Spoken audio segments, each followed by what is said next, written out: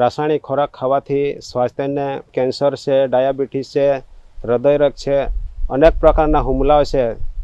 તો મેં વિચાર કર્યો કે હું મારા ગામની અંદર જઈને હું પ્રાકૃતિક ખેતી ખરેખર શરૂઆત કરીશ અને હું મારા પરિવાર ભલે તેઓ તો રાસાયણિક ખેતીની અંદર અમે આટલા વર્ષોથી કરી રહ્યા હતા, પણ જ્યારે મેં 2019થી પ્રાકૃતિક ખેતી કરી અને આજ સુધી મેં મારા ખેતરની અંદર કોઈ દવાનો છંટકાવ કર્યો નથી।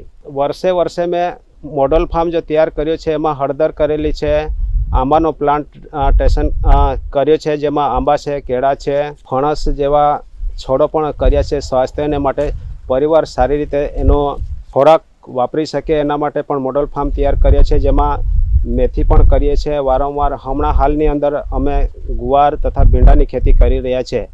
મેં ગયા વર્ષે જે પ્રાકૃતિક ખેતીનું જે ભીંડા કરેલા, જેમાં મેં શાકબારાની અંદર જાતે વેચાણ કર્યું હતું, જે માર્કેટમાં ભાવ નહીં હતો ભીંડાનો, તો પ્રાકૃતિક ખેતીના ભીંડા છે એમ લોકોને જાણ પડતા જ મારા ભીંડા 2 કલાકની અંદર જ પૂરા થઈ જતા હતા।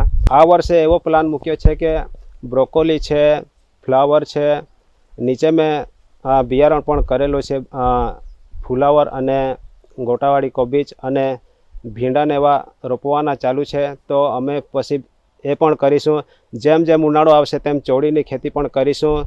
તેવી રીતે અમે પંચસ્તરીય મોડલ કરીને આગળ વધીશું અને ખરેખર પ્રાકૃતિક ખેતીને સમજવાની ખૂબ જ જરૂરી છે। આટલા વર્ષોથી આત્મા દ્વારા અમને જે તાલીમો આપવામાં આવી, જેમાં હું માત્ર ખેતી એટલી જ નહીં કરતો, પણ લોકોને મારા ખેતરની અંદર ઘણીવાર જિલ્લાના તાલુકાના ખેડૂતો પણ આવે છે અને એમને પણ હું પ્રેરણા આપું છું।